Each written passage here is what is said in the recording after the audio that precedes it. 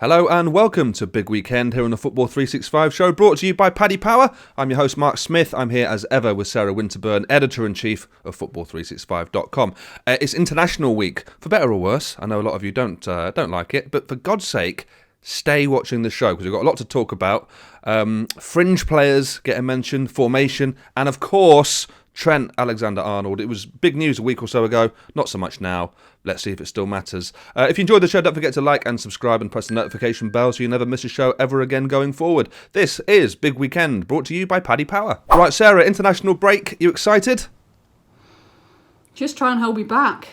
I'm giddy. Absolutely right. I'm giddy. Absolutely right. Plenty to talk about though still. So let's crack on with it. I want to start with Fringe players. This is a huge weekend for several players in that England squad who can, they can make a proper case for themselves going forward, certainly for the Euros coming up, can't they? Yeah, I mean, the good thing about this international break is better than those autumn ones in terms of we are just, a couple of months away from an international tournament squad being named. So I should think pretty much everyone in that squad that is named last week has got a chance of being in that squad for the tournament. You simply cannot ignore it. If you score goals in these three games, if you're scoring 2 or 3 goals across these 3 games, if you're in the defence that keeps 3 clean sheets, you are giving yourself a really good chance of going to that tournament. And you've got to say that anyone not in this squad probably isn't going to get in that tournament. Take a whole raft of injuries to go from really on the outside now to being in that tournament squad. Yeah. So what we're looking at, apart from a few injuries, obviously Jordan Henderson, Jack Grealish and a couple of others, we're looking at the bones of that tournament squad. And there are a few players in there that have got a chance. And probably you might think about Jesse Lingard, who a year ago, there's no way you would think he'd be anywhere near an England squad. 3 months ago. 3 months ago. Oh, yeah. Not Gareth a year Southgate ago. said it himself, which was quite honest of him, wasn't it? He said that I didn't think I was going to be sitting here and talking about Jesse Lingard. And maybe it wouldn't have been if Grealish should have been fit and Maddison had been fit or Harvey Barnes had been fit. But, opportunity is knocked for Lingard and he's in such great form. And he is a Southgate favourite and he has always played well for England. And he plays, he's a good player when you give him good instructions. And I think that's kind of what's happened at West Ham. David Moyes, very clear in his instructions. It might not be the greatest football ever, but it's very clear. And if Southgate is as clear, then Lingard's energy always works at international level. Absolutely right. He's so good at pressing. There's definitely a spot in there for him if he continues to play well for the end of the season. Right, let's move on. I want to talk about England's centre-backs because we were struggling a year ago to think about who could be a centre-back partner for Harry Maguire. Now it feels like John Stones is nailed on, and maybe Maguire's position isn't so certain. I think Maguire. I think that partnership, and the question is whether it's going to be a partnership. Now, what we've seen from Southgate is him moving back to 3 at the back. Now, part of moving back to 3 at the back was because there weren't 2 that he trusted. I don't think. He always wanted to build around John Stones. He was very clear 2 or 3 years ago that John Stones was sort of the fulcrum around which he wanted to build his defence. The way he plays, suits the way that England want to play. Now, Stones' form fell off a cliff. And so he became sort of so far removed from that England team because he couldn't get near that City side. So then we had to switch back to 3 at the back. Now the question is, does he trust Stones and Maguire enough to trust them as a 2? I mean, I'd like to think you could switch between formations, but Southgate doesn't seem to like doing that. He seems to be very we'll get into formations in a second. Yeah, we'll get into them specifically in a minute. But in terms of centre-backs, let's say we're going to go with 3. Who do you see as the third one? Is it Cody? Has Mings made enough of an impression? I think it's Walker. Is it Eric Dyer? If you play 3, it's Walker. Because Walker's, right. You use that pace on the right-hand side. You've almost got a second right back.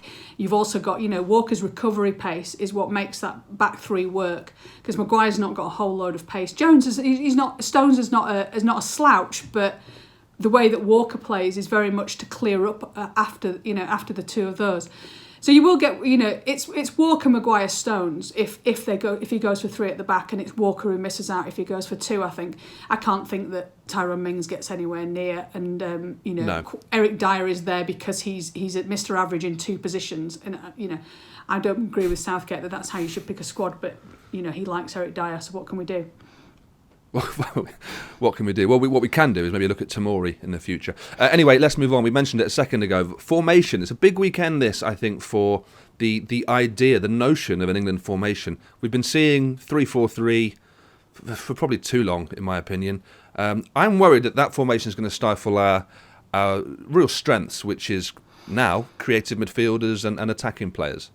Yeah, and it's a way that the three at the back doesn't have to be ultra defensive. We've seen quite attacking versions of that formation, and certainly you look at Chelsea at the moment, and they look like a really good side in that formation. If you get your wing backs high up the pitch, it's this insistence on playing two holding midfielders within that system. That's the problem. And then you look at that and you think, well, you've only got three attackers. Kane's already nailed on. Sterling's probably almost nailed on. And then you're looking at one other player. And that formation doesn't necessarily suit a lot of our players. We've got this massive tranche of sort of players who would like to play as a number 10 or a 10 who drifts left. Yeah. You've got Foden, you've got Grealish, you've got Maddie. They all want to play in that sort of position, and it's a position that England don't actually play. Now, we saw against Iceland in the last game, him actually playing Mount and Foden, and that really did make a massive difference. Now, he played that against Iceland. Will he play that against better opposition? Probably not. But, yeah, I mean, I would like to see him switch, but I don't think Southgate I don't think he's a developed enough coach for that, and he doesn't have them for long enough. It's almost like he thinks he's only got them for 2 weeks or a week, so he has to sort of settle on something and stick with something. Yeah. And you see it even in his, you see it in his substitutions. You see it in the way he picks a squad. He picks two teams that play in exactly the same way. You bring off your right wing back, you put on your right wing back. He does it very much like that, like a jigsaw. So I can't see him switching between formations too much, but I don't know. It seems to play three centre backs against someone like Albania just feels like a massive waste, doesn't it? It really does. Well, these are the games, aren't they? San Marino, Albania, Poland. No disrespect to them, but Poland maybe it's a slightly separate issue. But certainly San Marino and Albania. If I see us playing seven defensive players, including two holding midfielders, I'm going to scream, Sarah. Right, let's move on, because last week Trent Alexander-Arnold's omission from the squad was it was quite big news. It seemed to be doing the rounds. Some people were flabbergasted by it. I'm not really sure it was that shocking, was it? What happens for him now going forward? Firstly, not shocking in the slightest. The last England ladder we did, I had him at 24, which is just missing out on the squad, because he simply hasn't played well for England. He's got 12 caps, never played well in any of those, and particularly doesn't look good as a wing-back. You think because he's an attacking full-back that he's going to be a good wing-back, and he simply isn't. He's too far up the pitch. He needs to arrive at the ball in a different place. And he suits that Liverpool way of playing. He doesn't suit England. And I think, it's this thing that everyone screams about, you want players to be picked on form. But then, no, we don't actually want players to be picked on form. We want, we only want that to apply if it's not our players. I think it's quite, he's dropped Walker in the last couple of years. He's dropped Trippier. He's absolutely right to drop Alexander-Arnold on this occasion. I think it's quite a brave call. Is there a way back? Of course there is. Trippier came back in. Walker came back in. Alexander-Arnold's form has started to get better. If he continues to improve, then he has to, he'll make himself so that he has to be picked, won't he? I don't know whether it will come this year. I don't know. He may have to wait for Walker to retire and for Trippier to move on to really step up. Well, maybe it goes back to the formation. Maybe it's just he's not right for England until this formation changes, until we have a spot for him that is his position. It could be as simple as that. It could be the fact that he has to wait till Southgate goes, or till he has a change of heart with formation before he gets a proper look in again. Because there's no doubt he's a wonderful footballer, if you can overlook his defensive, frailties. But he's a great player, and it's good to have such a raft of fantastic options. I mean, he doesn't make the squad. That's unbelievable. Talking of squads and talking about players not making or making squads, Scotland, all of a sudden, Sarah, you know what? If I was a Scotland supporter, I'd be very positive about what's going on there. I look at some of their players. I look at McGinn, McTominay, Tierney, Robertson, and now Shea Adams, big fan of him. I think there's reasons to be very cheerful for Scotland at the moment.